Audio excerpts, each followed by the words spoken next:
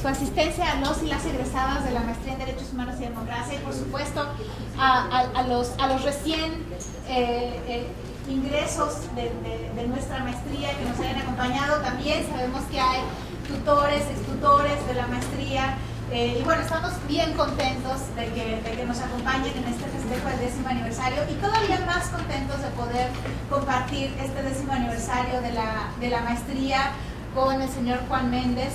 Voy a hacer una brevísima presentación, aunque todos ya lo conocemos, pero voy a hacer el ritual de la presentación y después le daré la palabra. El doctor Juan Méndez es relator especial sobre tortura de las Naciones Unidas. El 6 de octubre de 2010, el señor Juan Méndez fue nombrado por las Naciones Unidas relator especial sobre la tortura y otros tratos o penas crueles, inhumanos o degradantes. Su mandato, originalmente de 3 años, fue prorrogado en marzo de 2014. Antes de ocupar ese puesto en las Naciones Unidas, el señor Méndez ejercía el cargo de presidente del Centro Internacional para la Justicia de Transición. El señor Méndez se ha dedicado a la defensa de los derechos humanos, ámbito en el que posee una larga y distinguida trayectoria en todo el continente americano. Como resultado de sus actividades de representación de presos políticos, fue detenido, sometido a torturas y confinado en régimen de detención administrativa por la dictadura militar argentina durante año y medio. En ese periodo, Amnistía Internacional lo reconoció como preso de conciencia. Tras su liberación a finales de los años 70, el señor Méndez se trasladó a los Estados Unidos. Durante 15 años trabajó en Human Rights Watch. Fue director ejecutivo del Instituto Interamericano de Derechos Humanos en Costa Rica. Ha sido profesor de Derecho y director del Centro de Derechos Civiles y Humanos de la Universidad de Notre Dame, en Indiana, así como en la Facultad de Derecho de Georgetown y en la Escuela de Estudios Internacionales Avanzados de la Universidad Johns Hopkins. Actualmente se encuentra en American University. Señor Juan Méndez, tiene la palabra. Muchas gracias, doctora Serrano.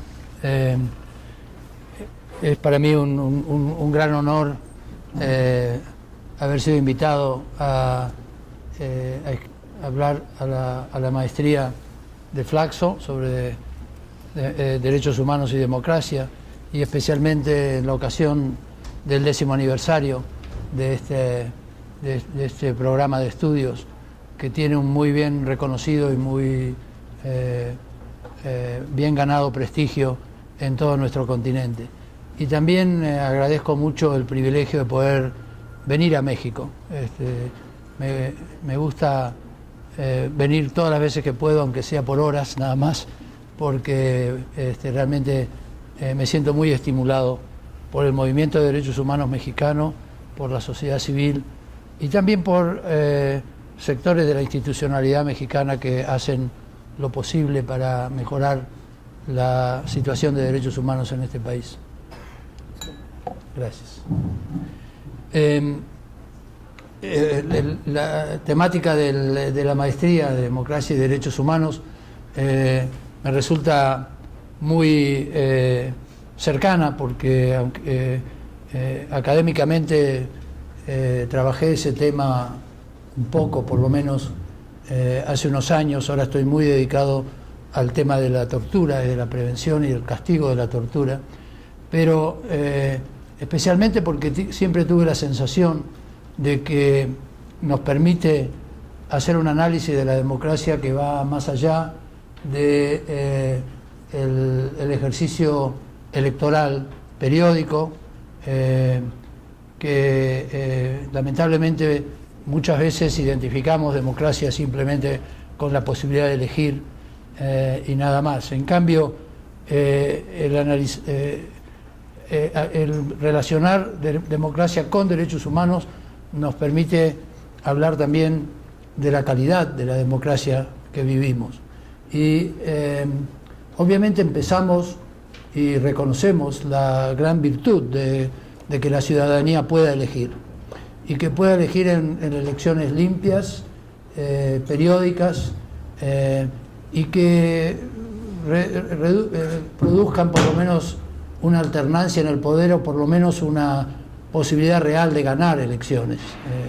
Esas son las elecciones genuinas, como la Comisión Interamericana de Derechos Humanos dijo en sus primeras intervenciones sobre México ya hace bastante tiempo.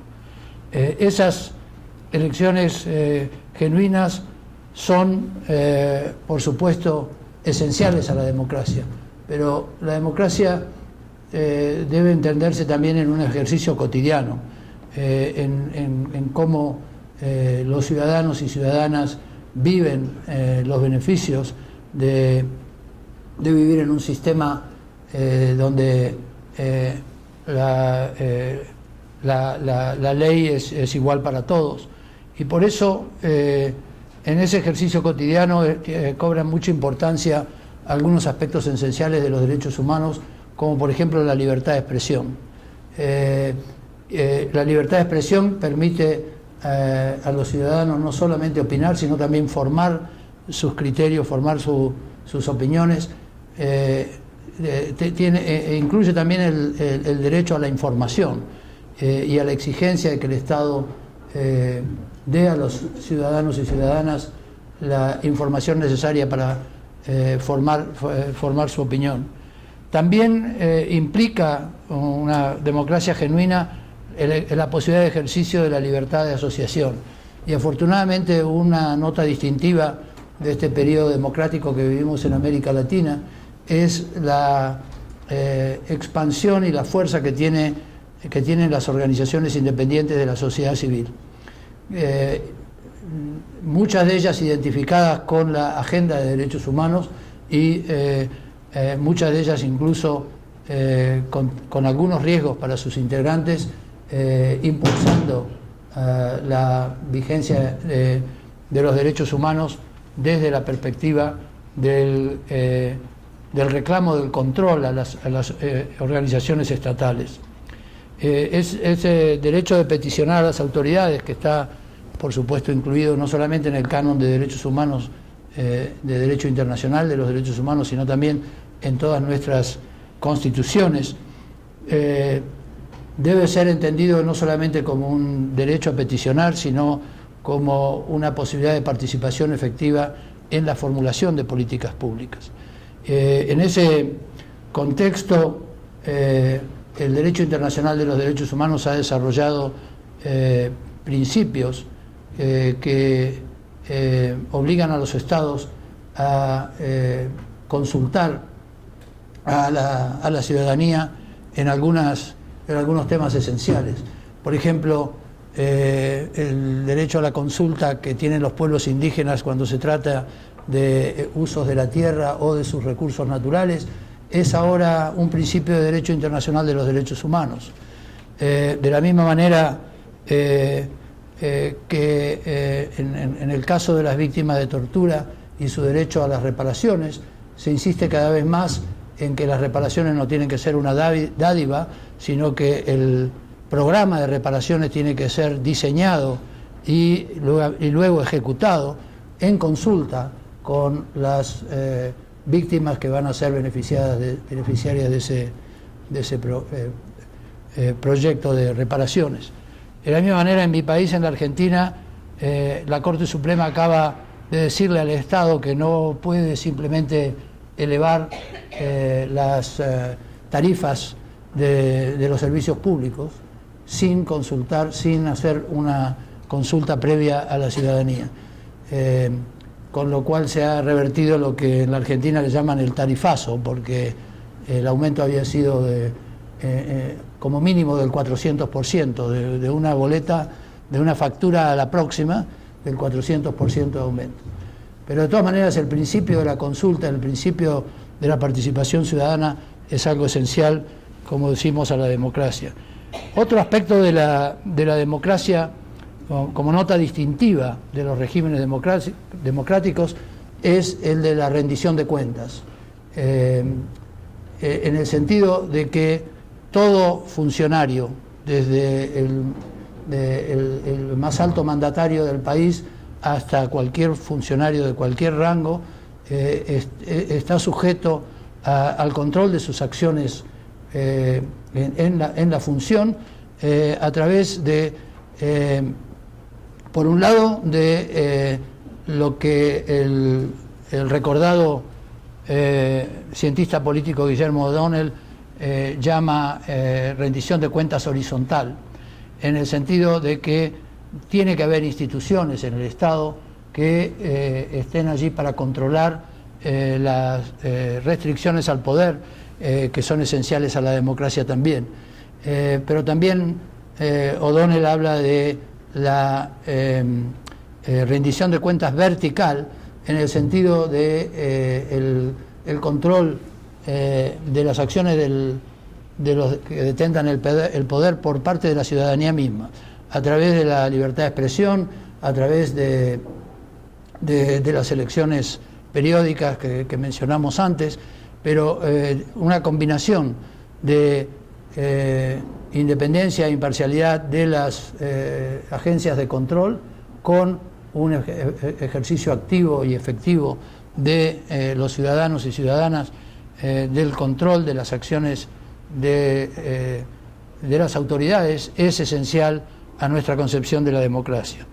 Por eso, en realidad, lo que estamos hablando es democracia con Estado de Derecho, en el sentido de que el Estado de Derecho no es solamente la elección periódica de autoridades, sino también el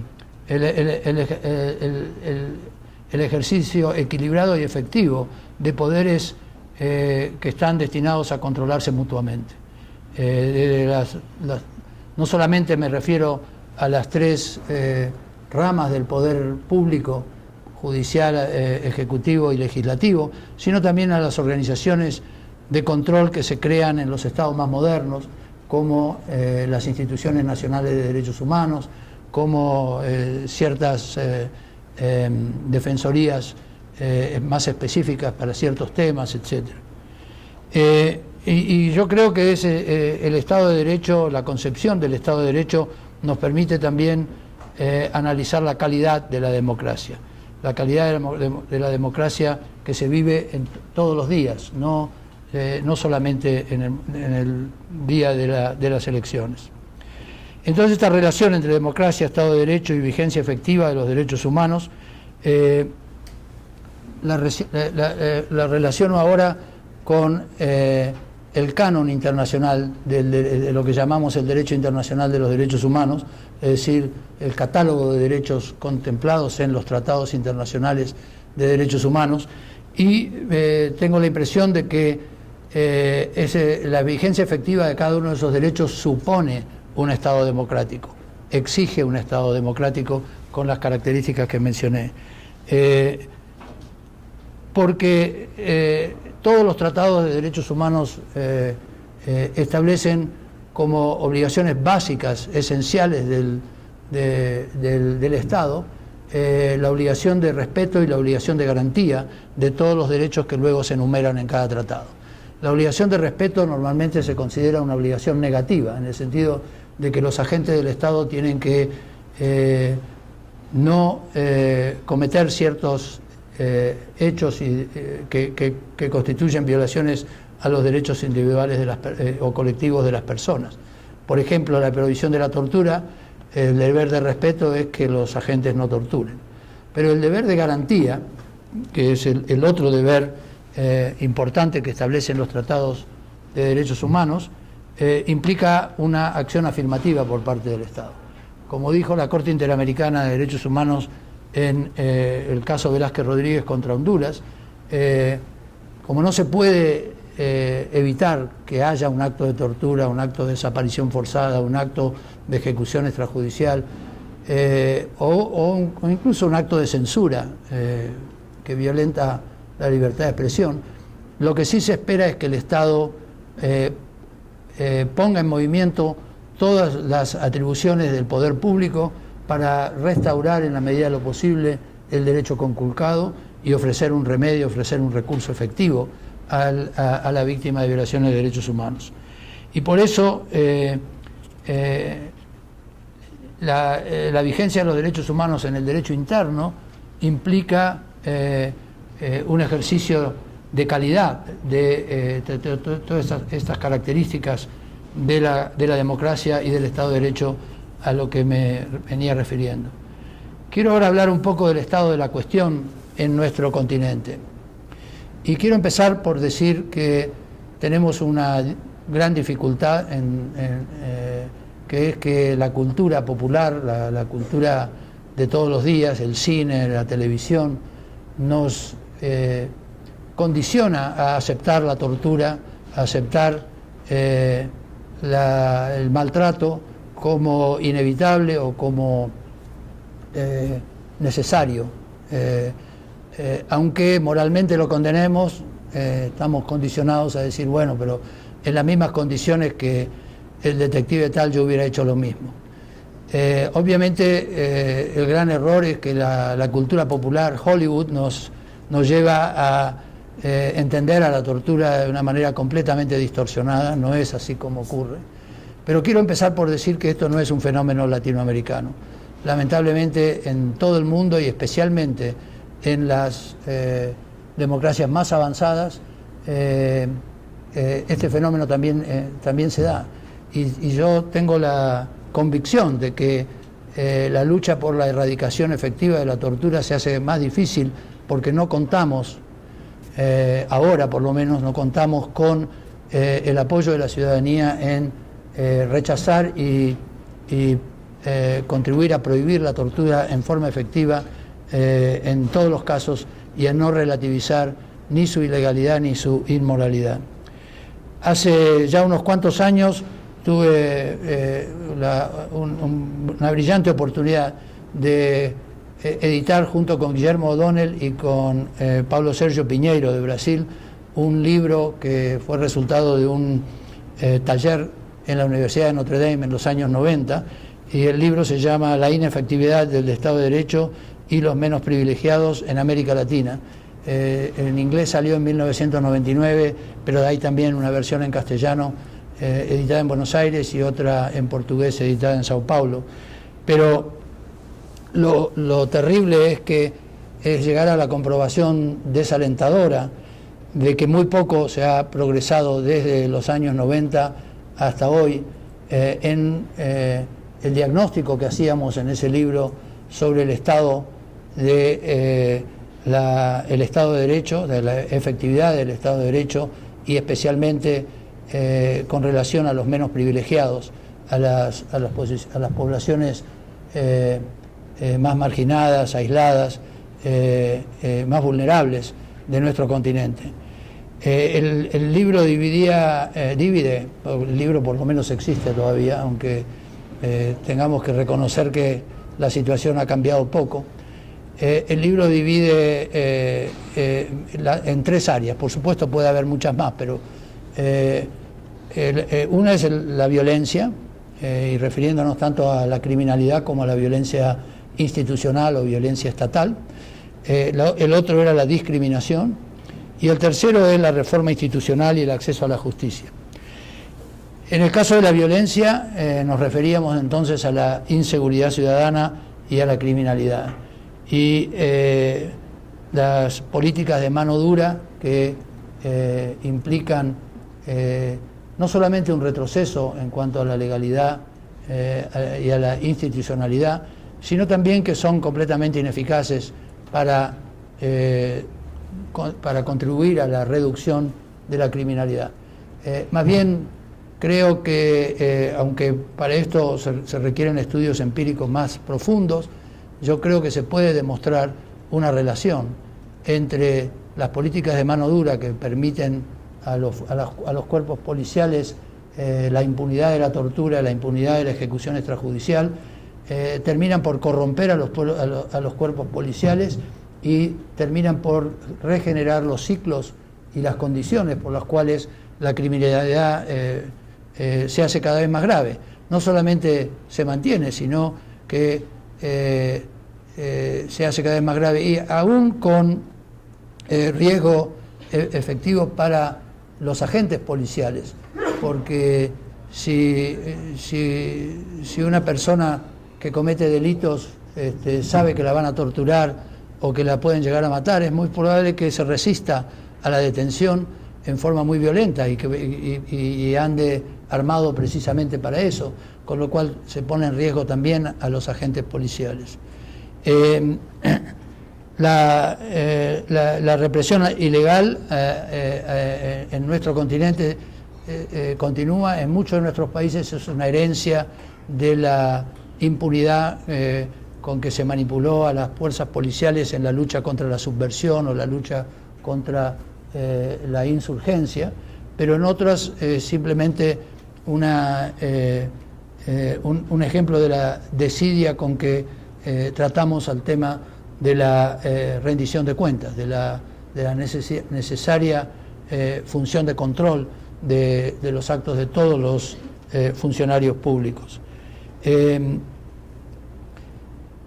En cuanto a la tortura y las condiciones carcelarias, además, se dan como prácticas generalizadas en muchos de nuestros países, no necesariamente por política deliberada de las más altas autoridades del país, pero sí por tolerancia y aquiescencia con la tortura y el maltrato por parte de agentes penitenciarios y agentes policiales e investigadores, y también en los casos en que se da a las Fuerzas Armadas el rol de participar en la persecución del delito en el orden interno.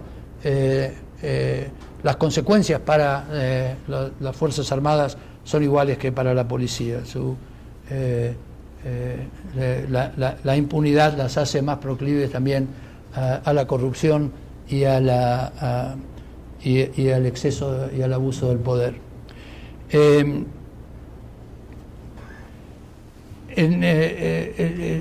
Lo que quiero destacar con respecto a la violencia y especialmente a la violencia institucional es que se trata entonces de un ciclo repetitivo y de una espiral de violencia que es cada vez más grave, y me refiero no solamente a la violencia urbana, sino también a la violencia rural, que en algunos de nuestros países es un problema muy serio, con la existencia de ejércitos privados, de despojo de tierras de campesinos y de pueblos indígenas a través de la impunidad del uso de la violencia.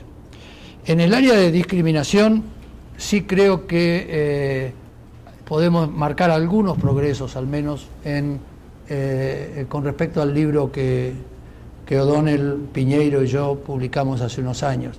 Por ejemplo, en el área de género creo que hay un mayor reconocimiento del principio de igualdad y de no discriminación con respecto a las mujeres y las niñas, y también más recientemente a las personas LGBTI. El hecho mismo de que en varios de nuestros países se reconozca el matrimonio igualitario es y además como pioneros en ese sentido para el resto del mundo, es un área en que nosotros los latinoamericanos y latinoamericanas nos podemos sentir orgullosos de que estamos rompiendo algunas de las barreras que hay de desigualdad y que persisten en nuestras sociedades.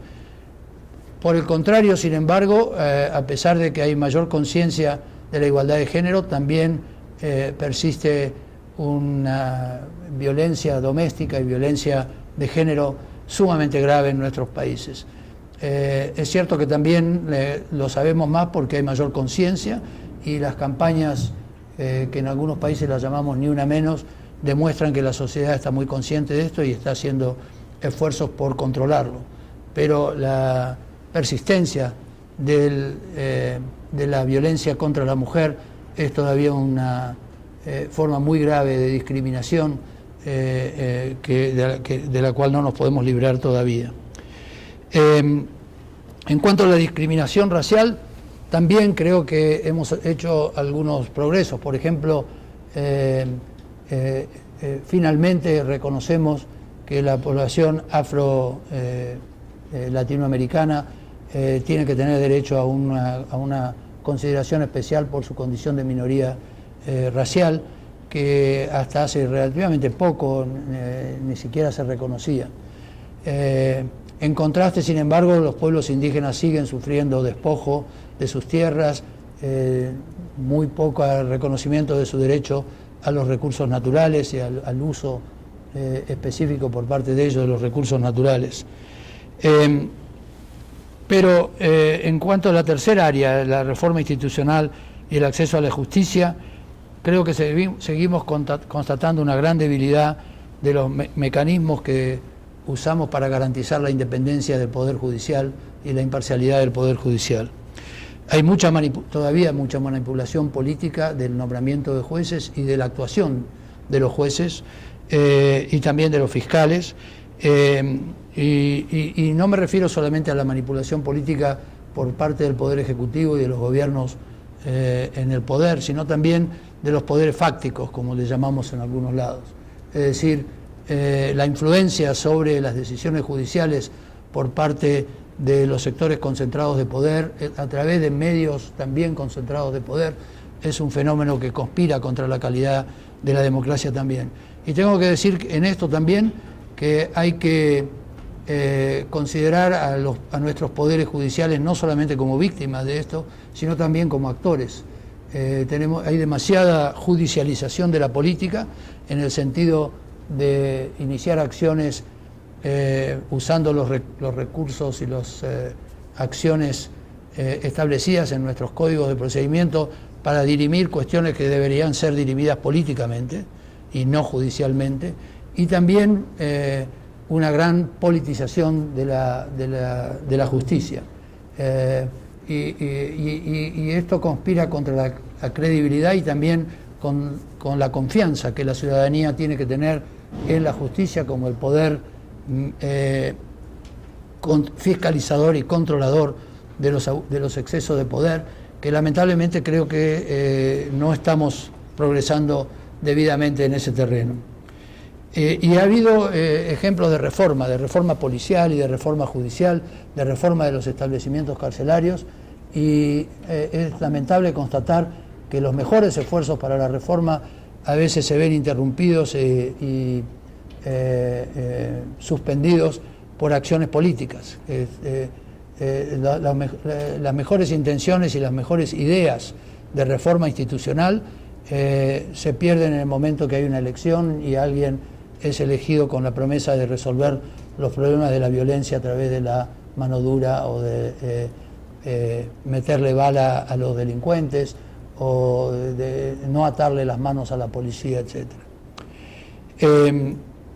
En cambio, los esfuerzos de reforma de la justicia que hemos visto en estos últimos 20 años son más bien esfuerzos de modernización de la justicia, y fallan porque no consultamos a los usuarios de la justicia o a los potenciales usuarios de la justicia. Dejamos la reforma judicial en manos de los jueces, y de esa manera tenemos mejores edificios, tenemos mejor equipamiento, buenas computadoras, autos para los jueces, pero no tenemos un poder judicial que funcione mejor, que esté más abierto a responder a las necesidades y a los derechos de todas las personas. Y por eso seguimos pudiendo decir, lamentablemente, que para los pobres tenemos el derecho penal y para todos los demás, y los ricos especialmente, el derecho civil y el derecho comercial.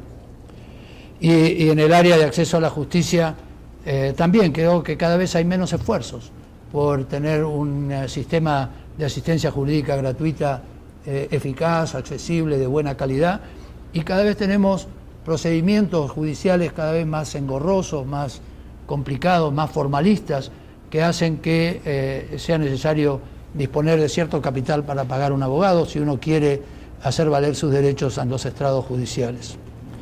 Sin embargo, creo que tenemos derecho a tener esperanza, a mirar hacia el futuro con algunas posibilidades de progreso, y especialmente los progresos que hubiéramos esperado en estos 20 años se pudieran haber alcanzado. Y para eso creo que tenemos algunas ventajas comparativas en América Latina en cuanto a perspectivas para el futuro. Una es que somos en todo el mundo una zona libre de la pena de muerte. Eso ya es un avance importante, un avance que nos permite mirar hacia el futuro con alguna esperanza. Y afortunadamente, teniendo los dedos cruzados, por supuesto, con el acuerdo de paz en Colombia que se anunció en estos días, también una zona libre de conflicto armado, finalmente. Yo creo que esto nos da la posibilidad de encarar los temas de calidad de la democracia con muchas más posibilidades de éxito de lo que de lo que venía siendo el caso hasta ahora. Hay también un ejercicio muy robusto de la libertad de expresión en nuestro continente, y no me refiero a la libertad de los grandes medios, sino a la expresión que cotidianamente todos usamos, la capacidad de generar nuestros propios medios de expresión, nuestras radios comunitarias, ahora con la tecnología, hasta con las redes sociales y con los blogs, podemos y ejercemos la libertad de expresión de una manera muy importante. Y también hay un importante ejercicio del periodismo investigativo que pone a nuestra disposición la información que necesitamos. Obviamente no todo el periodismo investigativo es igualmente confiable ni serio, pero para los que somos nosotros usuarios de los medios, podemos distinguir cuando se nos está tratando de manipular de cuando se nos está dando información confiable. Y me parece también que esto está acoplado con la capacidad de nuestros pueblos de ejercer la protesta, de ejercer la libertad de asociación y la libertad de manifestación y la protesta. La protesta social es un elemento importantísimo del ejercicio cotidiano de la democracia, y nosotros la ejercemos y la sabemos ejercer bien.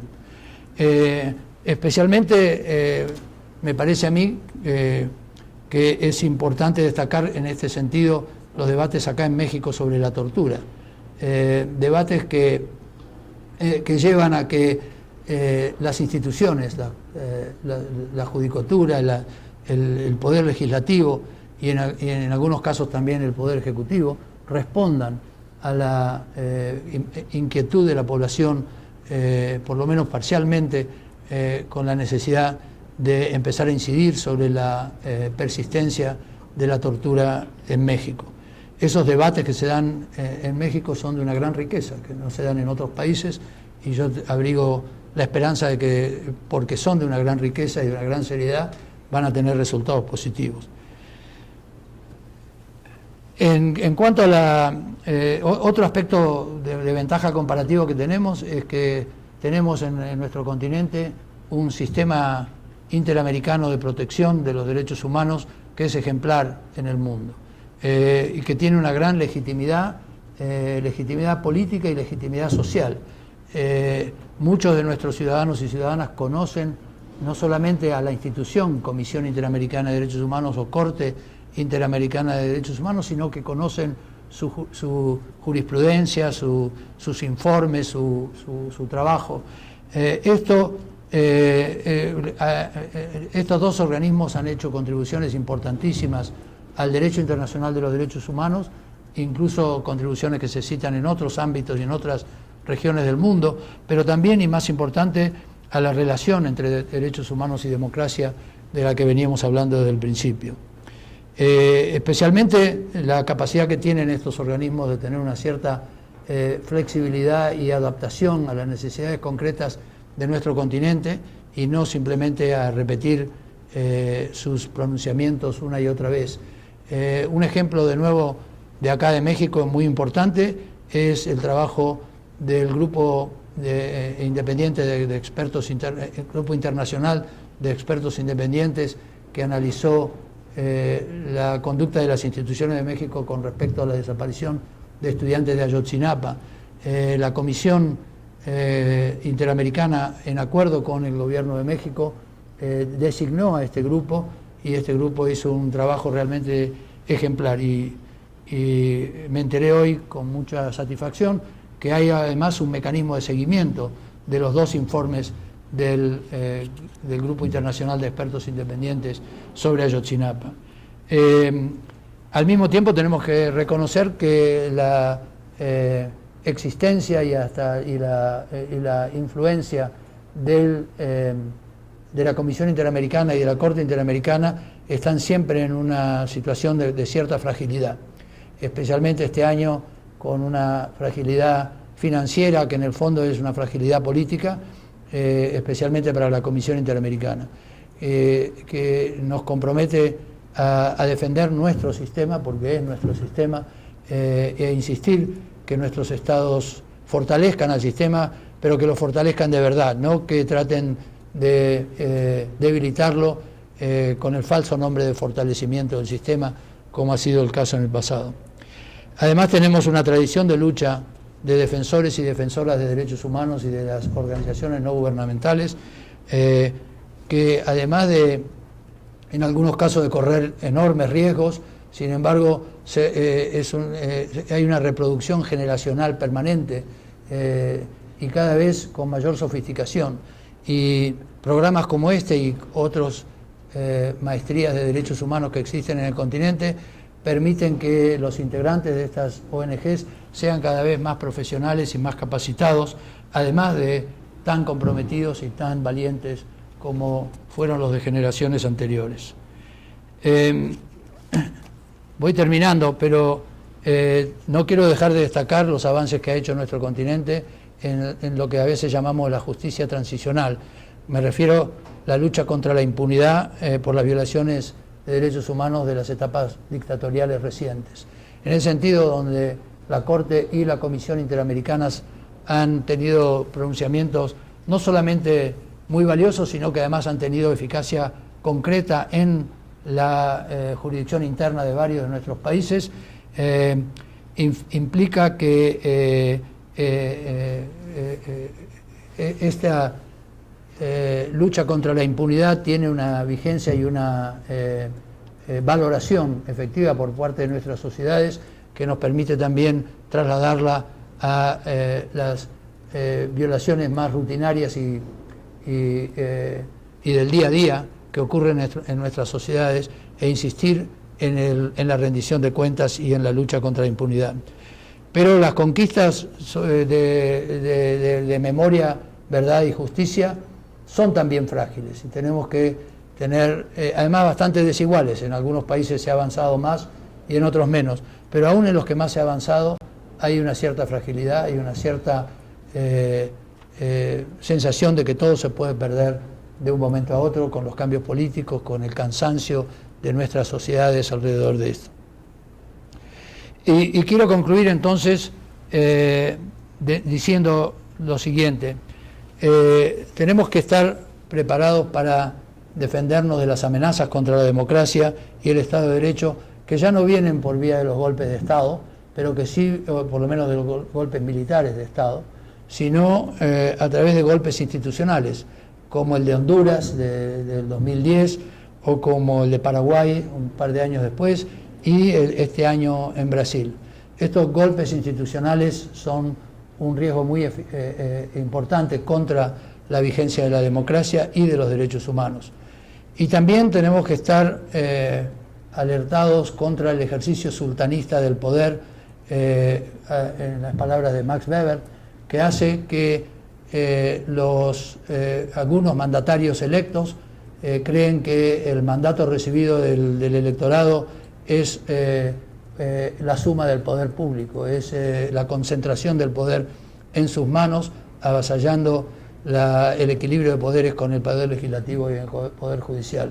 Y que lamentablemente este ejercicio sultanista del poder se da a veces desde la perspectiva de la derecha, pero a veces también desde la perspectiva de la izquierda. En ambos casos son atentados contra la democracia y tenemos que estar dispuestos a ponerle coto y ponerle freno.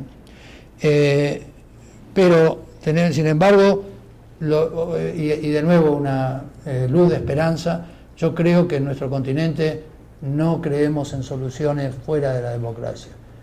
Todavía tenemos confianza en que, con todos sus defectos, la democracia es el mejor sistema para vivir y convivir en paz y también para ejercer nuestros derechos. Lo que sí tenemos, y lo hacemos, que defender esta noción de ejercicio cotidiano de la democracia, de control del poder por parte de la ciudadanía y este ideal de convivencia, por suerte, no se ha perdido. Tenemos democracias insuficientes, hemos dicho en algún momento en el pasado, pero también reconocemos que la democracia insuficiente se resuelve con más democracia y que lo que se necesita hacer es profundizar los contenidos de la democracia y asegurarnos la calidad del ejercicio cotidiano de la democracia en nuestros países. Muchas gracias. Si les parece, abrimos ahora una primera ronda de preguntas. Ya vi que Luis Daniel levantó la mano, siempre es el primero en levantar la mano. Porque yo sé que luego no me quieres dar la palabra. Daniel Vázquez, profesor investigador de la Flaxo, México. Alguna vez me tocó dar una clase de antropólogos forenses que se estaban formando. Lo que no sabía es que muchos de ellos eran peritos de la Procuraduría. Y cuando empecé a hablar de derechos humanos, uno rápidamente, como yo así, también levantó la mano y me dijo: es que ustedes los de derechos humanos ven todo como muy mágico, pero cuando nosotros detenemos a una persona, ellos nunca quieren hablar, son bien herméticos, entonces hay que explicarles que el silencio no es amistoso para ellos. No solo me sorprendió que estuviera tan normalizado como que un estudiante se animara a levantar la mano y decir: bueno, yo he torturado antes, ¿no?, cuando era policía de la PGR. Lo que me sorprendió es que en el grupo había varios y entonces todos empezaron a contar sus historias con respecto a la tortura y cómo además no podían no hacerlo cuando sus jefes se lo solicitaban. Entonces mi pregunta básicamente tiene que ver justo con eso. Hay un punto que tú tocaste que es muy bueno, que es, por un lado, creo yo, en la región, como bien mencionas, moralmente ya decimos que la tortura es mala, pero por otro lado hay una especie de normalización. Y esa normalización además muy claramente se da al interior de las instituciones de seguridad que, como en el informe que hiciste hace, no me acuerdo si 1 o 2 años, identificabas la tortura como una práctica generalizada. La pregunta concreta es si conoces algún caso de éxito en donde este tipo de tortura generalizada y normalizada ha podido tener alguna reversa, ¿no? Y en qué consistió precisamente el caso de éxito. Relator, pues la verdad es que para mí resulta un privilegio escucharle, porque me dedico a temas de administración de tortura y en su momento me encargué también de la defensa de casos de tortura. Mi pregunta es relacionada con estos conceptos de generalizada y sistemática y si lo podemos utilizar como sinónimos, porque yo relaciono más generalizada, que se aplica en todo el país, y sistemático como parte del Estado, de que todas las instituciones tienen como práctica la tortura. Y también, bueno, su opinión sobre el último informe de la Comisión Interamericana de nuestro país, que en alguna manera coincide con sus conclusiones acerca de la marcada generalización de violaciones graves a los derechos humanos. Muchas gracias. Muchas gracias, es un honor, un placer tenerlo por acá. Mi pregunta sería: ¿qué comentario le merece a usted el informe de Open Society sobre atrocidades innegables, que enmarca un poquito ahí la situación desde el 2006, que son crímenes de lesa humanidad tanto del Estado como de grupos organizados de la delincuencia organizada? Un poco ahí saber su posición. Gracias. Hola, buenas tardes. Primero, pues muchas gracias por la exposición. Yo formo parte de un organismo que se encarga, digamos, de esta democracia procedimental, de la que, pues como usted bien ha mencionado y se menciona de forma recurrente, pues ya no basta, ¿no?, en este tiempo. O sea, me parece que ya la democracia procedimental no sé si cumplido su labor, porque aún hay muchas deficiencias por parte de estas propias instituciones. Sin embargo, en este momento donde parece que ya la democracia procedimental ha quedado atrás y necesita empezarse a enfocar en una democracia sustancial, ¿cuál es el papel de estas instituciones que actualmente se siguen dedicando a la democracia procedimental? ¿Existen posibilidades que a través de su propia de la propia actividad transiten hacia un plano de democracia sustancial? Bueno, una de las preguntas que nosotros nos suscitan los colombianos en ese momento de esperanza, de paz, es, por ejemplo, conocer su opinión respecto a el punto de justicia en el marco de los acuerdos de La Habana, que es finalmente lo que está poniendo, digamos, un poco en riesgo en este momento la refrendación popular, digamos, de esa negociación, porque hay una sensación de que esta justicia restaurativa va a ser realmente una justicia de impunidad después de 50 años de conflicto armado, en el que digamos que tenemos una amplia gama de hechos de lesa humanidad. Entonces, conocer su opinión. Gracias. Bueno, muchas gracias, porque son preguntas excelentes. Con respecto a la primera del profesor Vázquez, éxito en cuanto a desnormalizar la tortura a través de la investigación, procesamiento y castigo de casos concretos, Lamentablemente no hay muchos, pero es también cierto que en muchos países no hay investigación, entonces no sabemos qué efectos pueden llegar a tener. Pero quiero decir, para no hacernos demasiadas ilusiones, que en los países donde después de la recuperación de la democracia sí se ha investigado y se ha castigado, a veces con penas muy altas, casos de tortura que se han encontrado, no ha sido eso suficiente todavía para eliminar la tortura. Tengo la impresión de que aún en esos países sí ha tenido momentáneamente, al menos cada caso en lo que se condena a un torturador, un efecto momentáneo de reducción de la incidencia de la tortura, pero lamentablemente yo creo que con la tortura pasa lo mismo que con el crimen en general. Lo único que garantiza el efecto disuasivo de la pena no es la pena misma, sino la certeza de la persecución penal. Esto dicen los criminólogos con respecto a cualquier delito, y yo creo que la tortura es lo mismo. Si el torturador cree que las posibilidades de ser investigado y castigado son remotas, va a seguir torturando. En cuanto crea que no son tan remotas, va a sentirse por lo menos inhibido de torturar. Pero eso significa, me parece, como lección, que hay que estar permanentemente monitoreando e insistiendo en esto y llevando a cabo investigaciones penales y procesamientos. Pero además hay que acompañarlo de medidas preventivas, que afortunadamente el derecho internacional tiene varias sugerencias importantes que hacer sobre prevención de la tortura y que deben ser acompañadas unas de otras. Pero las medidas de prevención sin el castigo yo creo que también son ineficaces. Pero quiero decir sí que el castigo por sí solo no garantiza la no repetición en el futuro. En cuanto a si tortura generalizada y tortura sistemática son sinónimos, en la forma en que usé yo en mi informe sobre México, que la tortura era generalizada en México, nunca intenté hacerlo sinónimo con el carácter sistemático. Además quiero destacar, porque eso fue parte del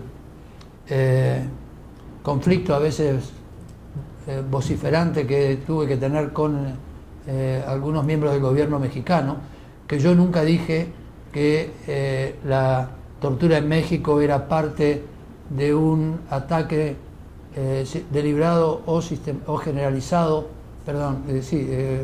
sistemático o generalizado contra la población civil, con conciencia y con conocimiento de ese ataque. Esa es la definición de crimen de lesa humanidad en el Estatuto de Roma de la Corte Penal Internacional, y yo nunca lo dije. No digo lo contrario tampoco, porque no es mi función. No quiero escapar a la cuestión. Lo que quiero decir es que la determinación de si se trata de un crimen de lesa humanidad es una determinación que tienen que hacer los organismos que se encargan de la responsabilidad penal individual. Yo y mi relatoría, quiero decir, y la Comisión Interamericana actuamos en el ámbito de lo que llamamos la responsabilidad estatal.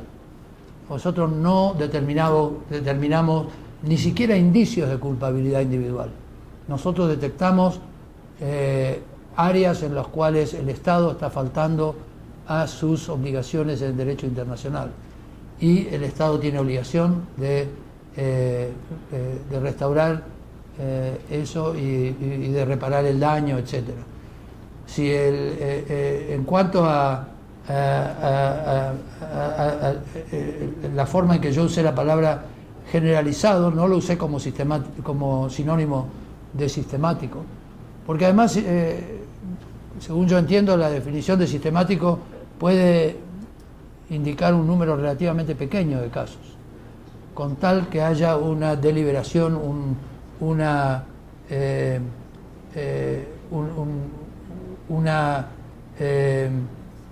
decisión política de usar la tortura. Ahí sería sistemático, aunque no sea muy masivo. Yo lo que quise decir es que en México prácticamente muchísimas personas que son acusadas de crimen organizado y muchas de crimen común son torturadas en las primeras horas de su detención, y que eso no importa tanto qué cuerpo actúa. Escuché testimonios de gente torturada por policías locales, por policías estatales, por la Policía Federal, por la Procuraduría Estatal, por la Procuraduría de la Federación y por las Fuerzas Armadas, Marina y Ejército.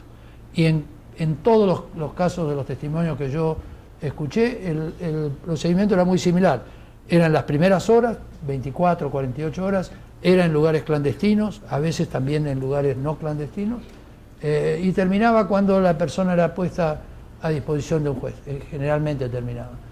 Eso es lo que quise decir por generalizada. Normalizada, a lo mejor, como dijo el profesor Vázquez, es una mejor palabra.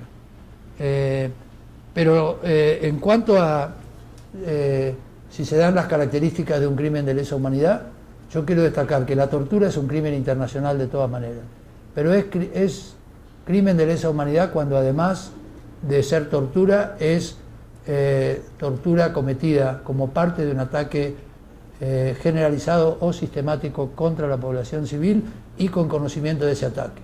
Esas condiciones, no estoy yo en condiciones de decir que es el caso de México ni de otros países, porque simplemente ese no es parte de mi mandato, pero sí creo que lo que nosotros analizamos puede ser un insumo, pero un insumo y nada más, para que los investigadores y los fiscales de la Corte Penal Internacional decidan lo que tengan que decidir.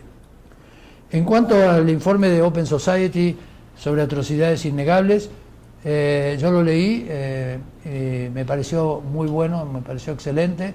Me pareció también que navegaba estas aguas un poco procelosas de decir estamos ante una política generalizada o además, perdón, de una práctica generalizada, o además estamos en presencia de un ataque sistemático o generalizado contra la población civil. Y me parece que ese es un aporte que hay que hacer, ¿no? No lo puedo hacer yo, pero me parece que Open Society hizo el mejor esfuerzo para objetivamente analizar ese fenómeno y que los que tengan que decidirlo lo usen.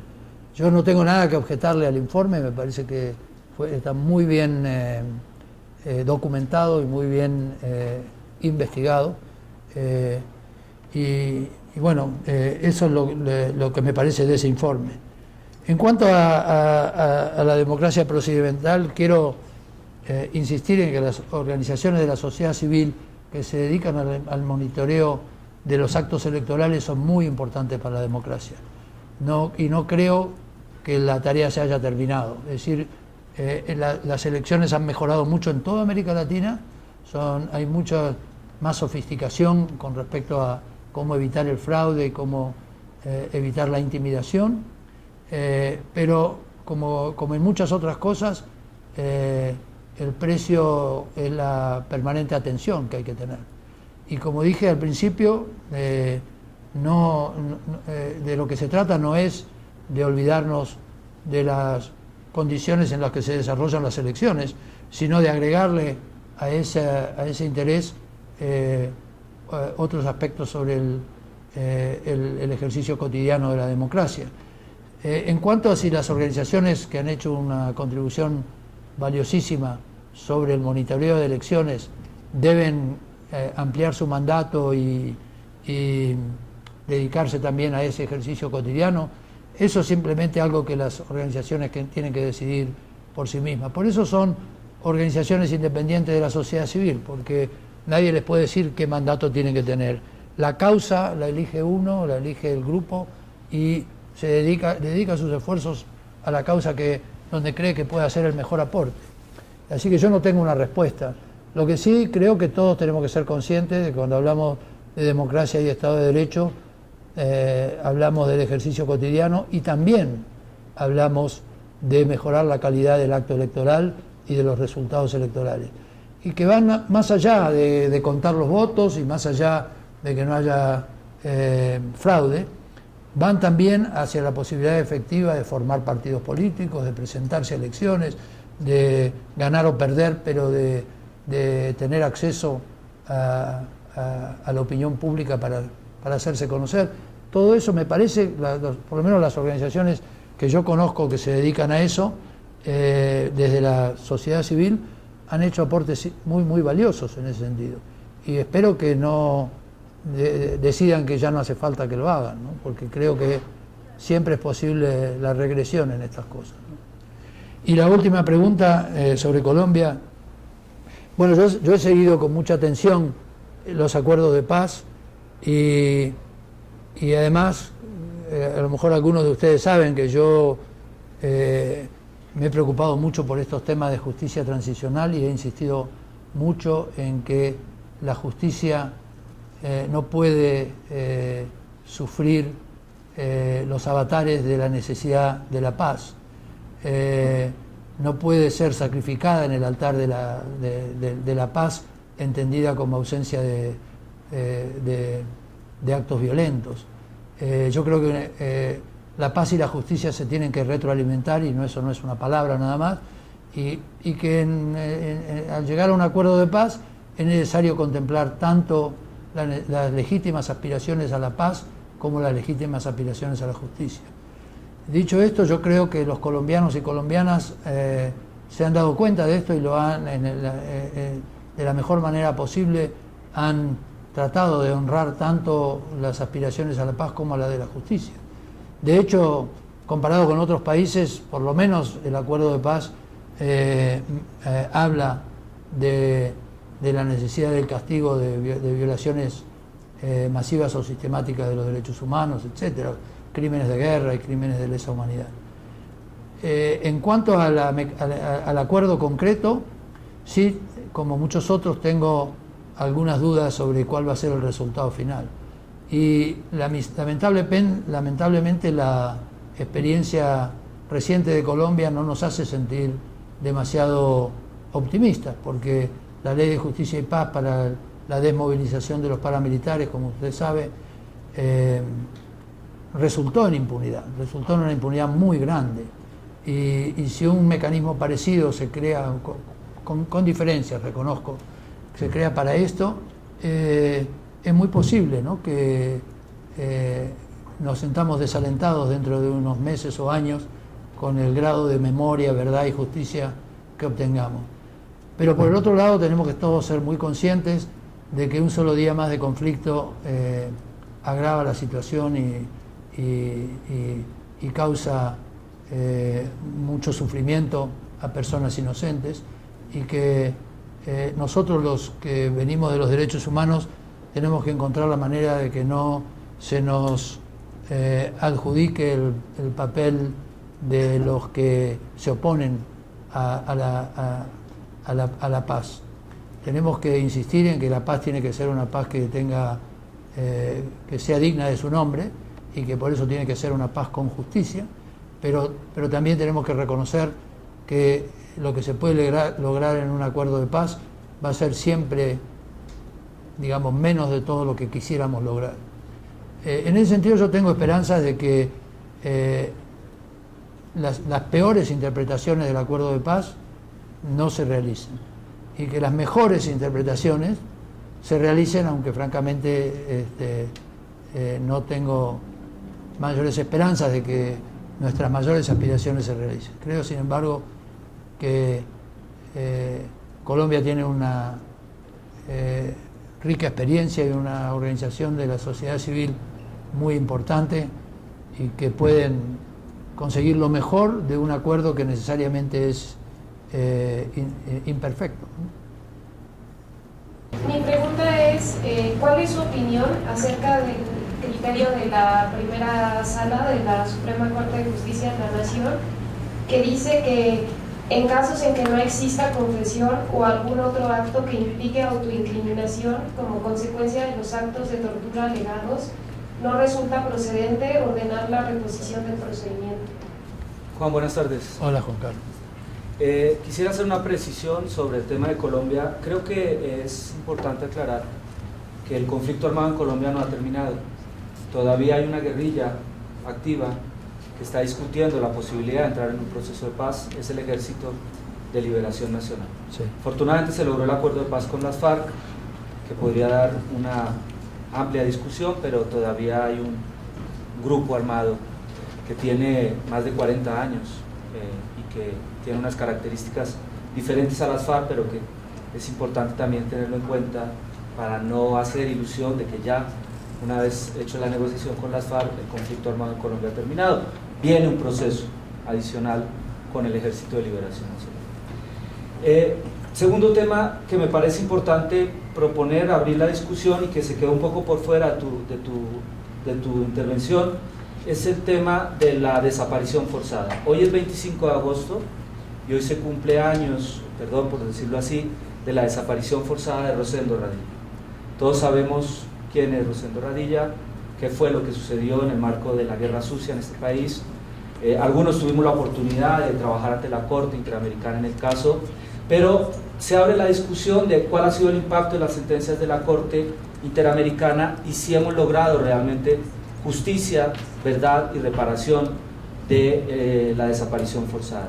La respuesta desde un ángulo de la perspectiva de la sociedad civil y desde el trabajo en derechos humanos es que no ha habido justicia ni verdad.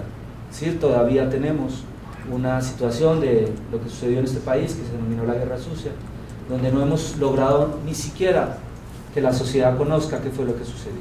El informe de la Fiscalía Especial para Movimientos Sociales Políticos del pasado desapareció a los 2 días de haber sido presentado. Entonces, ahora, la falta de capacidad de haber combatido esos crímenes en el pasado es lo que hoy se está viendo en México, porque la impunidad se ha venido perpetuando de una manera lacerante y hoy tenemos un drama terrible en materia de desaparición que ha pretendido ser invisibilizado y que ha pretendido relativizarse también, así como la tortura, por algunos sectores en el que solamente existen víctimas de secuestro, pero hay un drama al que hay que poner mucha atención y al que muchas organizaciones nos dedicamos, es acompañar a las víctimas, no solo de la desaparición forzada, sino de la desaparición cometida por particulares, que es un fenómeno en México que se ha venido dando de forma muy especial por parte de la delincuencia organizada, que es un poco lo que plantea el informe de Open Society. También es lo interesante del informe, en el cual cada, la hermana Consuelo, Ideas, que es la organización que yo dirijo, participamos en la elaboración, y es abrir el debate si los grupos particulares o los grupos de la delincuencia organizada también pueden cometer crímenes de lesa humanidad conforme al artículo 7 del Estatuto de Roma. Entonces es interesante porque hoy, todos los días, estamos encontrando fosas comunes o fosas clandestinas en este país.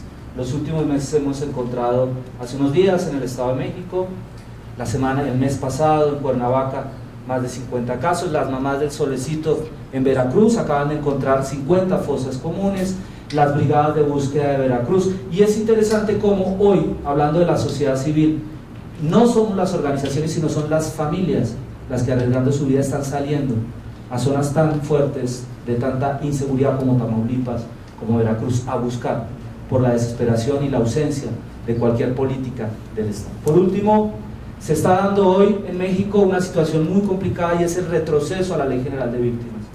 Hace unos días tuvimos un evento sobre ese tema. Y la lógica que hay detrás es la siguiente, y es: descalifiquemos a la víctima, pero también descalifiquemos al abogado que defiende derechos humanos y a aquellos defensores de derechos humanos y organizaciones que acompañan a las víctimas, y quitémosle la esencia a la ley de víctimas para que ya no proteja violaciones a los derechos humanos, sino únicamente víctimas del delito. Entonces hay un retroceso en el discurso y hay un retroceso en el accionar muy fuerte que vale la pena ponerlo sobre la mesa. Quizás el mayor reflejo de eso es el tema de la migración en este país. También hace unos días cumplimos un aniversario más de la masacre de los 72 migrantes en Tamaulipas, y no ha pasado absolutamente nada. Nos levantamos la semana pasada con la masacre de Tanuato en Michoacán y no ha pasado absolutamente nada.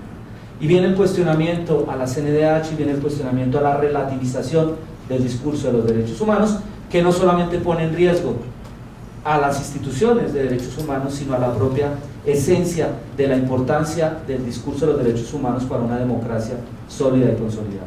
Mi perspectiva es que estamos muy lejos en México de llegar a un nivel en el que los derechos humanos sea la piedra angular de lo que el artículo primero constitucional. Tanto luchamos desde aquí de la FLACS y desde otros espacios para consolidar esa reforma al artículo primero constitucional, que es de las mejores que hay en el mundo. Muchas gracias. Yo tengo una pregunta concreta. Yo trabajo en el Mecanismo Nacional de Prevención de la Tortura en Ecuador. Y usted se refería hace un momento que las medidas de prevención son ineficaces cuando no hay una sanción, una correcta investigación. Y digamos que eso es lo que pasa en Ecuador. Hacemos mucho trabajo a nivel de los lugares de privación de libertad y al momento que se detectan casos siempre nos salen con las respuestas de que si es que la misma persona privada de la libertad no impulsa el proceso se archiva. O por otro lado, si es que se detectan estos casos, las autoridades prefieren sancionarla como un tema de lesiones y no como un delito de tortura. Entonces, en estos casos, ¿qué hacer o cómo influir o incidir para que estas autoridades entiendan cuál es la importancia de poder investigar estos casos, no como una lesión, sino como tortura, y la importancia de continuar con el proceso a pesar de que la persona se arrepienta, tomando en cuenta que por temores o por sanciones o por extorsión o inclusive porque llegan a un acuerdo entre las partes deciden retirar estas denuncias? Mi pregunta es, ¿cuál es su opinión respecto a la estrategia nacional e internacional sobre la guerra contra las drogas a la luz de los resultados del informe sobre México y de los resultados de UNGAS 2016? Hola, buenas tardes. A mí me gustaría preguntarle sobre su opinión en relación al papel que realizan las comisiones estatales de derechos humanos que tenemos en el país en la atención de los casos de tortura, considerando dos aspectos muy importantes, que es el presupuesto, que depende del Ejecutivo, y también la designación de los ombudsman, pues que es un tema de negociación política. Tengo dos preguntas, una desde el Poder Judicial, de lo que pasa en el Poder Judicial, y otra sobre Fuerzas Armadas. Quería preguntarte, porque tú decías, cuando le contestaste a Luis Daniel, hablábamos sobre la normalización de la tortura, y que una forma de incidir es que se investiguen los casos de tortura. En el país, ahora, por ejemplo, ya se ha dicho, se tiene que investigar la tortura como delito, que es de lo que tú estás hablando, y se tiene que investigar como violación de derechos humanos. Como delito tenemos un problema porque hay una insuficiencia clara para realizar esas investigaciones, nos faltan expertos en protocolo de Estambul, y eso sí, digamos. Y por otro lado están investigando a sus mismos compadres, ¿no? El Ministerio Público investiga al Ministerio Público, que es quien alegadamente habría torturado. Ese tenemos un problema. Pero donde yo quería preguntarte si en experiencias comparadas en otros tribunales constitucionales, ¿cómo tratan el análisis de la tortura como violación a derechos humanos? Ya una compañera, la primera pregunta que te hicieron, te leyó una tesis de la primera sala, ¿cómo se valora cada prueba en un alegato de tortura? Yo trabajo en la Suprema Corte y recibimos innumerables casos penales, y la mayoría tienen alegatos de tortura, y son variopintos. No todos, solamente hay pruebas relacionadas directa o indirectamente con la tortura, al margen de que yo esté de acuerdo con esa tesis terrible.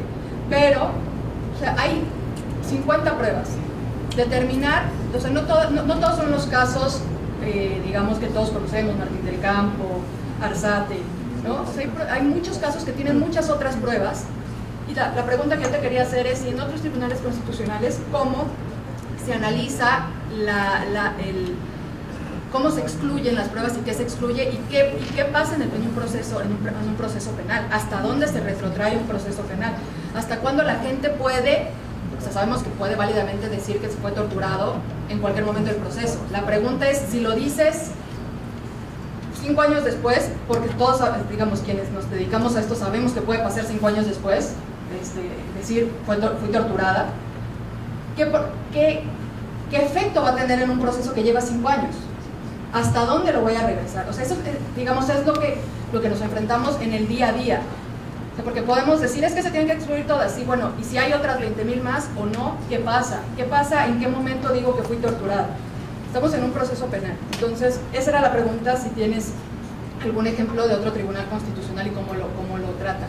Y la segunda pregunta o reflexión que quería hacer es, hablabas de las Fuerzas Armadas en la calle, ¿no? Y todos aquí que nos dedicamos a derechos humanos, derecho internacional, derecho constitucional, sabemos los estándares que establecen que, bueno, las Fuerzas Armadas no pueden estar haciendo funciones de seguridad pública. Eso lo sabemos. Ahora, lo que a mí me preocupa es que en la realidad ni los tribunales constitucionales, al menos no el Tribunal Mexicano, ni la Corte Interamericana de Derechos Humanos se han querido pronunciar al respecto. Pasan de agache, como dicen por ahí. O sea, sobre el tema de retenes se pasa de agache. No se quieren pronunciar al respecto, y no solo la Suprema Corte de Justicia mexicana, sino la propia Corte Interamericana, en el caso Cabrera y Montiel. Pasa de agache, y lo que me preocupa y quería conocer tu opinión es hasta qué punto está haciendo o dejando la Corte Interamericana un margen de apreciación. Odio la palabra, odio la frase, odio el concepto, pero hasta qué punto en realidad lo está haciendo, pasando de agache en muchos temas, y ya lo ha hecho en otros temas de terrorismo. Antes nos había dicho en todos los casos peruanos que no son válidos los testigos protegidos.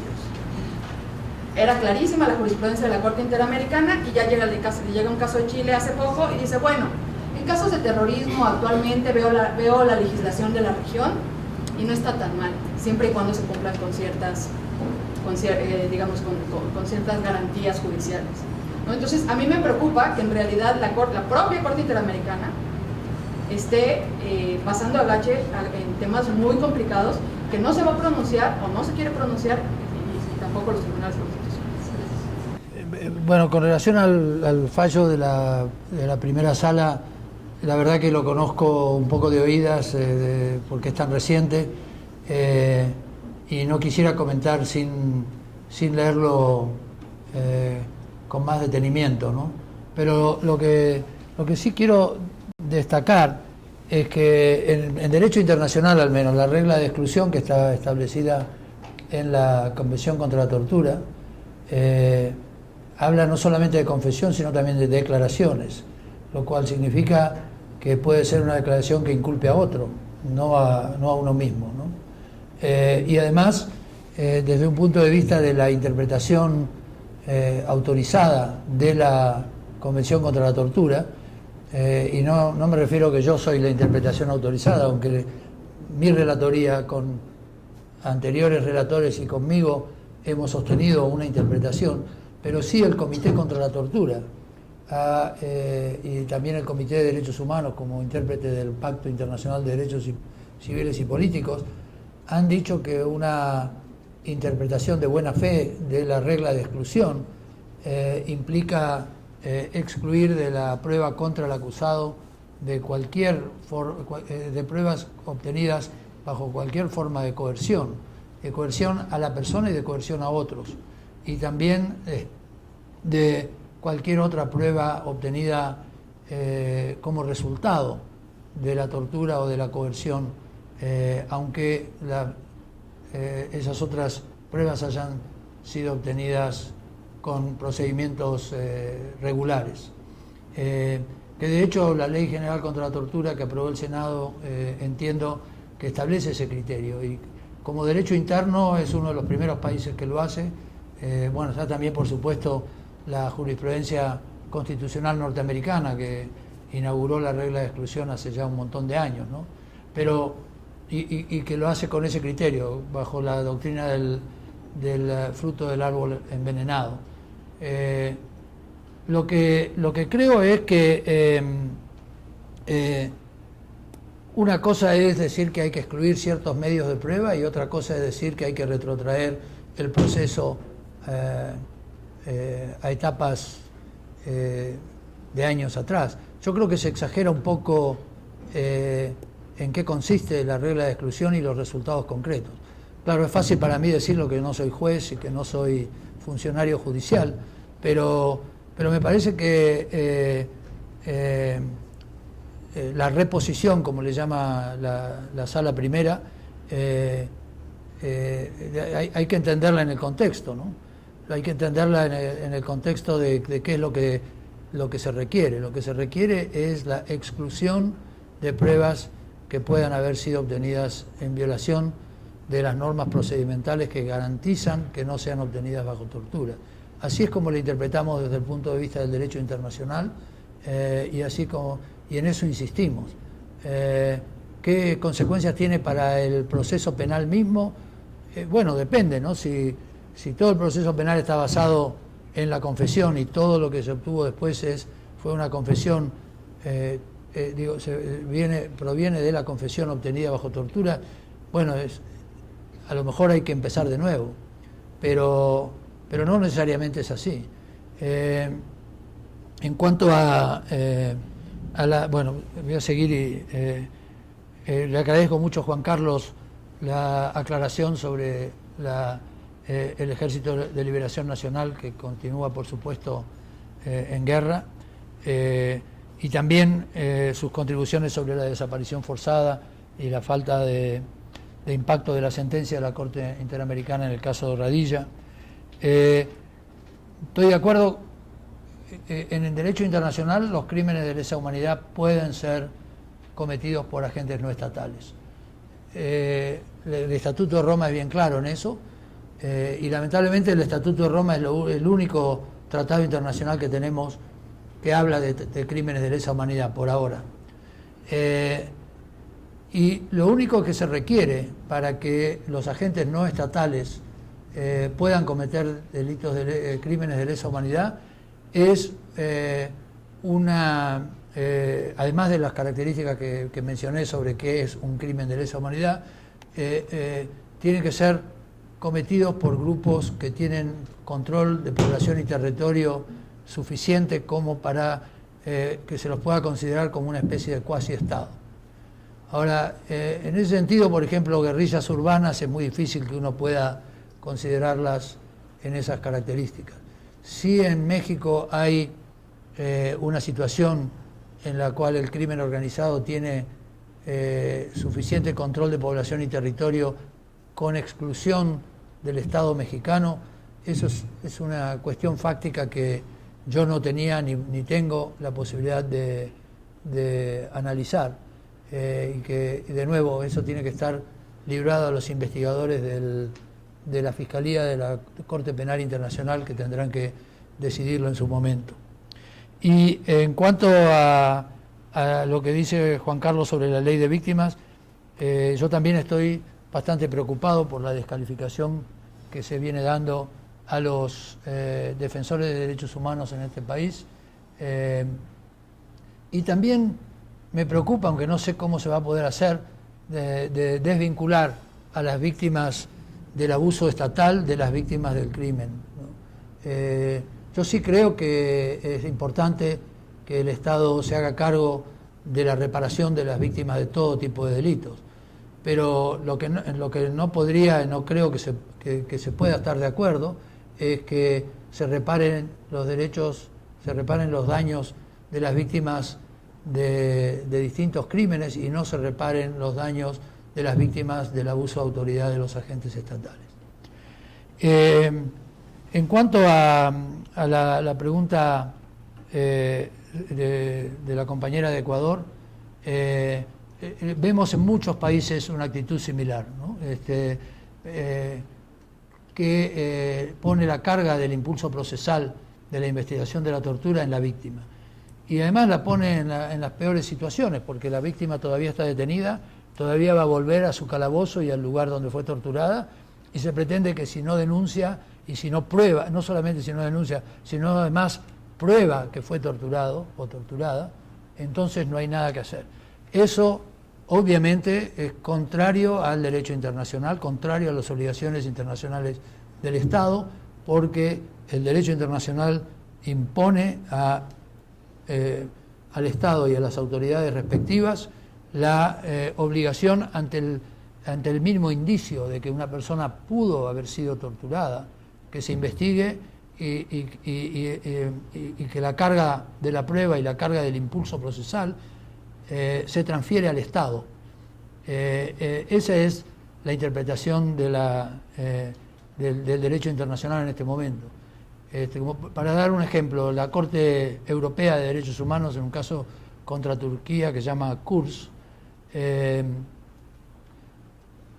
la que una persona que fue, al momento de ser liberada, está en presencia de un fiscal y no denuncia. Lo liberan y a los 5 días tiene que ir a un hospital y se pasa 3 semanas en un hospital donde se prueba que no podía levantar los brazos porque había estado colgado lo que llaman el colgamiento palestino, le llaman, con las esposas en la espalda y colgado de una pared o del techo. Y en ese sentido la Corte dijo sin ninguna duda que la obligación del fiscal de Turquía era, y que no podía haberse no dado cuenta de que esa persona había sido torturada, era de impulsar de oficio la investigación y la investigación penal, ¿no?, del delito de tortura. En cuanto a sanciones menores, también luchamos contra eso a cada rato. Muchos países nos dicen, sí, nosotros no toleramos la tortura y tenemos estos 10 casos y cuando preguntamos, bueno, pero ¿de qué se acusó a los agentes estatales? Y sí, se los acusa de lesiones, de abuso de autoridad, de incumplimiento de los deberes de funcionario público, todas figuras menores.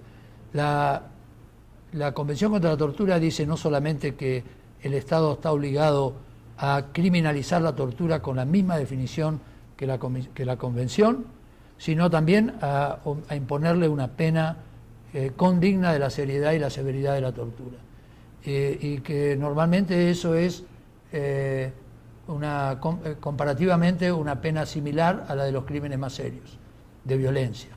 En ese sentido nosotros insistimos en que no es suficiente con sanciones administrativas o con sanciones penales menores. Eso lo que hace es fomentar la tortura, porque los torturadores se sienten que pueden seguir haciéndolo, ¿no? En cuanto a la guerra contra las drogas, yo la verdad que me preocupa mucho cuando usamos eufemísticamente términos como guerra para las drogas, para incluso la guerra contra la pobreza. Yo creo que cuando hacemos imágenes de guerra para combatir el delito, estamos confundiendo la función del Estado en la protección de los ciudadanos y en la investigación y sanción de los delitos con las facultades que tienen las Fuerzas Armadas en situaciones de guerra. Y de hecho, también en países muy avanzados, cada vez más la policía está sumamente militarizada, está llena de armamento de guerra y reprime manifestaciones con armamento de guerra. Yo creo que eso es muy peligroso, de nuevo, para lo que veníamos diciendo de la democracia y el Estado de Derecho, porque si borramos la diferencia que hay entre lo que puede hacer un oficial o un militar en combate con lo que puede y debe hacer un agente de policía en la preservación del orden público, terminamos también confundiendo la necesidad de arrestar primero y usar la fuerza después, no después, sino usar la fuerza si es imposible arrestar, que eso sí lo puede hacer un agente del orden, y le dejamos la puerta abierta a los policías para que disparen a matar. Eso yo creo que es una tendencia, y lamentablemente no es una tendencia exclusiva de América Latina, pero que en América Latina también se da. Y tenemos que tener muy presente la necesidad de mantener la separación entre cumplimiento de la ley por un lado y acciones de guerra por el otro. En cuanto a las comisiones estatales mexicanas y en los casos de tortura, cuando hicimos nuestra visita al país, nos entrevistamos con 4 o 5 de ellas, no recuerdo ahora el número exacto, y además con la Comisión Nacional, y nos pareció que la capacidad de análisis y de respuesta al fenómeno de la tortura era muy dispar. No solamente por falta de capacidad, por falta de medios técnicos, muchas de ellas, si tenían que hacer una investigación bajo el protocolo de Estambul, llamaban a la Comisión Nacional porque ellos no tenían forenses preparados para ello, sino también porque también había una gran disparidad en la forma en que asumían su función con respecto a la independencia y a la imparcialidad respecto a los poderes públicos de cada Estado. Pero eso no quiero generalizar tampoco, porque además no visité las 20, ¿cuántos son los estados? ¿24? 32, perdón. No visité las 32, visité varias, pero no las 32. Pero sí creo que, digamos, el sistema de comisiones estatales de derechos humanos es muy promisorio y muy interesante, pero también depende de que la ciudadanía exija una conducta por parte de esas comisiones, tanto de la nacional como de las estatales, acorde con la promesa que le hacen a la ciudadanía, ¿no? de proteger los derechos de todos. Y por último, yo creo que el derecho internacional impone al Estado la doble obligación de analizar a la tortura como delito y también analizar a la tortura como violación de los derechos humanos. Yo no había usado esa división, pero entiendo lo que quieren decir. Como violación de derechos humanos implica poner en práctica el mecanismo de la regla de exclusión, a lo que veníamos diciendo.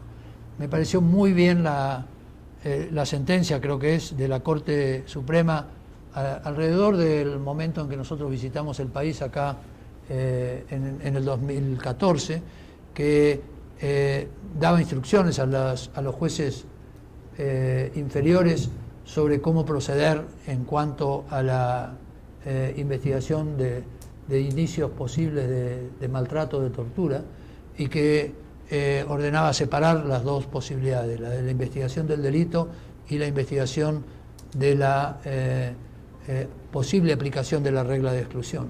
También supimos después que la Corte había creado un protocolo de actuación para los jueces inferiores, que también nos pareció muy alentador, pero también entiendo que ese protocolo de actuación, a diferencia de otros muy útiles que se han dictado, no ha tenido ni la repercusión ni el uso que los otros han tenido, y es de lamentar, francamente, porque si entiendo bien, ese protocolo de actuación le permitía a los jueces inferiores determinar cómo actuar en casos de presencia de indicios de tortura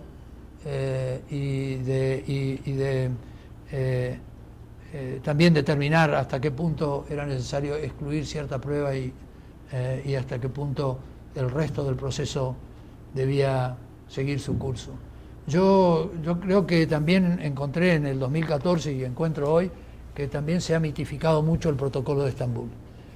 En primer lugar, porque el protocolo de Estambul es como es un estándar internacional, no una obligación internacional, que nos permite juzgar si se ha investigado bien o mal el delito de tortura y la exclusión de la prueba obtenida bajo tortura. Eso no quiere decir que si se prueba la existencia de tortura con un examen médico forense que no cumple con los requisitos del procedimiento de Estambul, ese examen médico forense sea inválido. Todo lo contrario, a veces no es necesario analizar todo el procedimiento de Estambul, el procedimiento del protocolo de Estambul. Pero sí, lo que yo quiero destacar es que lo que el derecho internacional obliga es hacer una investigación seria, imparcial, independiente, todas esas características que el protocolo de Estambul tiende a definir de manera más práctica y concreta. Y entre paréntesis, entendamos también que el protocolo de Estambul tiene como 20 años ya, y que la ciencia médica y médica forense ha avanzado mucho.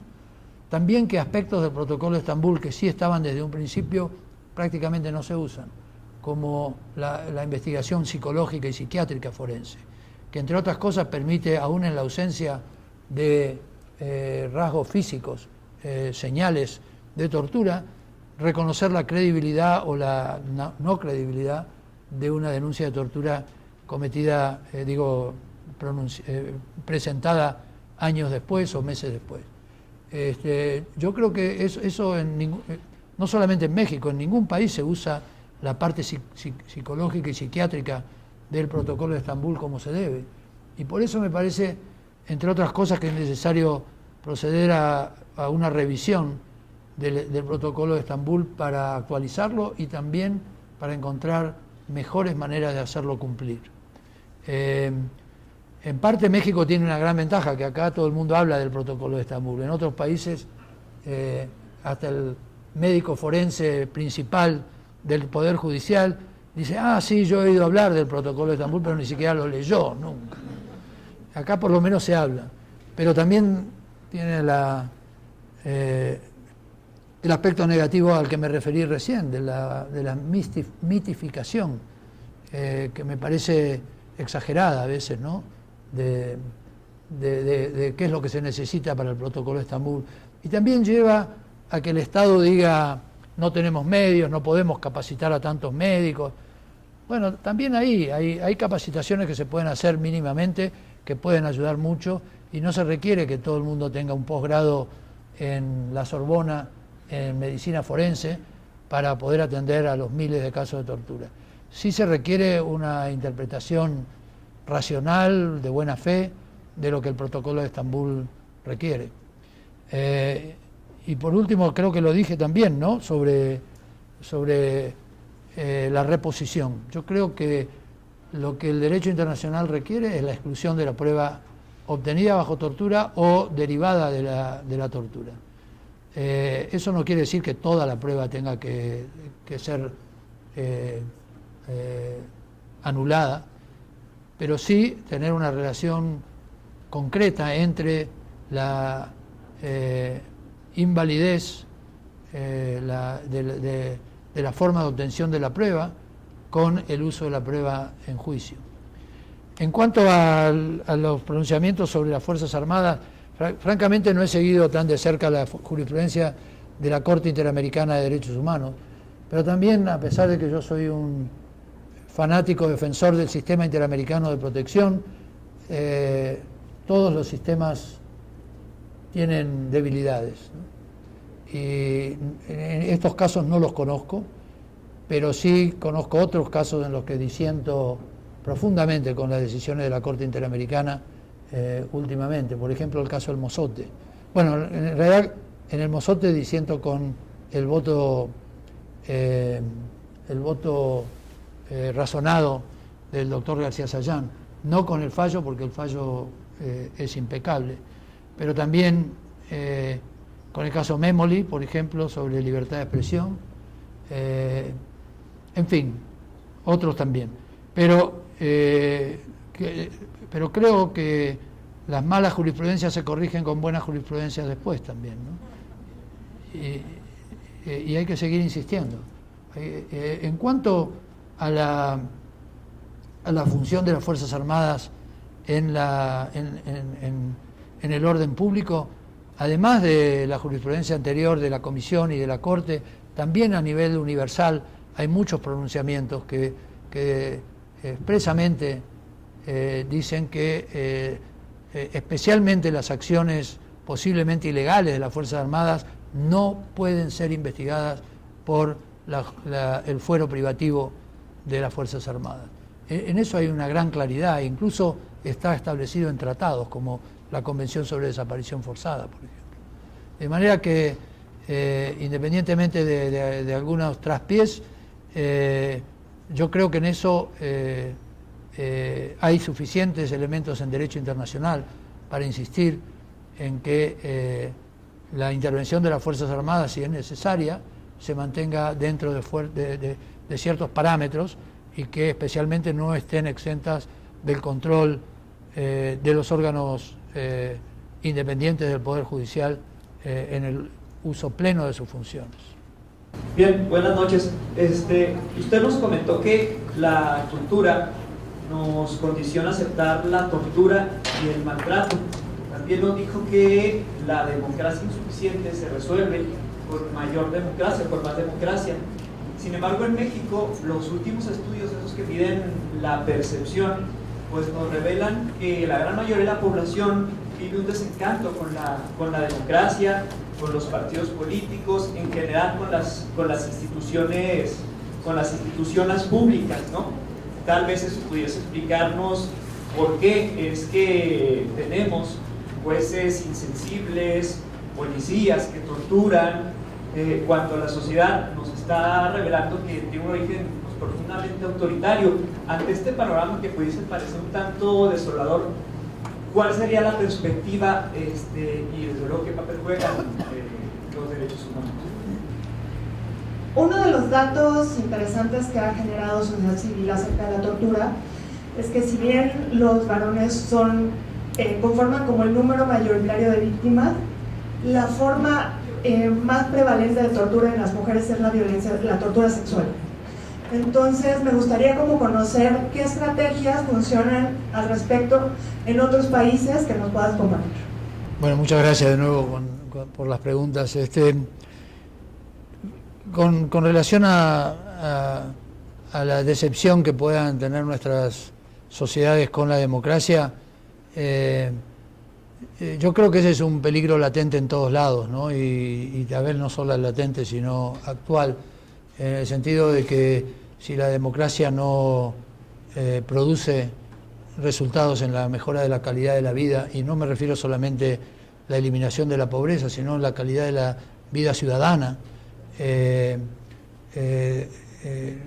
no podemos echarle en cara a la gente que no le tenga confianza a la democracia. Pero sí creo que por el momento al menos esos sectores sociales no se dejan seducir por aventuras golpistas, por aventuras autoritarias. Digo por el momento porque obviamente nunca estamos garantizados de esto, ¿no?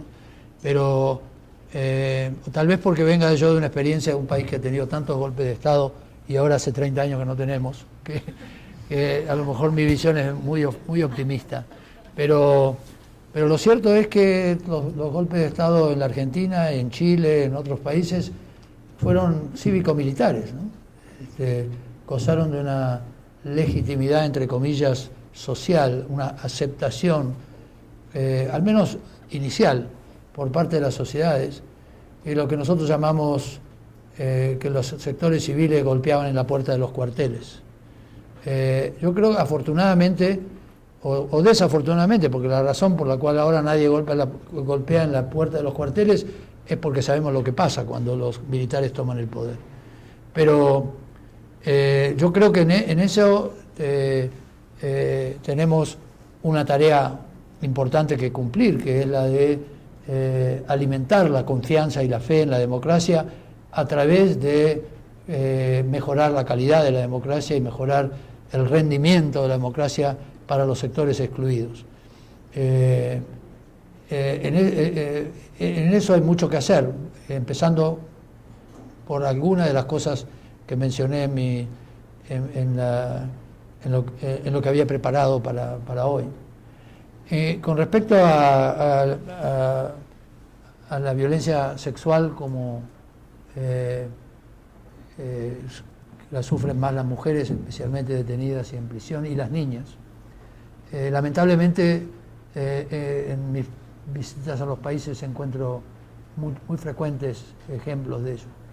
Y por eso en uno de los informes temáticos, el último que se presentó en marzo de este año, fue sobre género y tortura, tratando de resaltar no solamente la generalización de la violencia sexual como forma de tortura, sino también las diversas formas en que las mujeres y las niñas y las personas LGBTI sufren la tortura y la necesidad de medidas de prevención y de reparación específicas para ellas y para las personas LGBTI. No puedo explorar todo lo que escribimos en 25 páginas, pero les recomiendo leerlo y comentármelo. Por suerte lo escribimos en consulta con organizaciones de mujeres y de personas LGBTI que nos asesoraron para no meter la pata, pero creemos que hemos tenido un impacto sobre esto. Pero esperamos también, por supuesto, que tenga un poco de efecto, por ejemplo, en la forma que se administran las cárceles, especialmente las cárceles de mujeres, que porque son minoritarias no tienen ni siquiera la misma atención que las cárceles de hombres. En cuanto a violencia sexual, sin embargo, tengo que decir que también hay violencia sexual contra los hombres. dependiendo de cómo uno lo caracteriza. Pero aún en esos casos, lo que importa es la forma en que las personas sufren y reciben la forma de tortura. Y efectivamente nuestros estados y nuestras sociedades no le han prestado todavía suficiente atención a esa dimensión especial de género que puede tener la tortura. Bueno, eso. Y les pido disculpas por haber sido mis respuestas a lo mejor un poquito largas, no dar oportunidad a otros de hacer preguntas, pero muchas gracias. Muy completas y sobre muchos temas. Me parece que nos vamos con mucha información también, más cuestiones, más dudas, pero también más pautas de trabajo para los siguientes 10 años.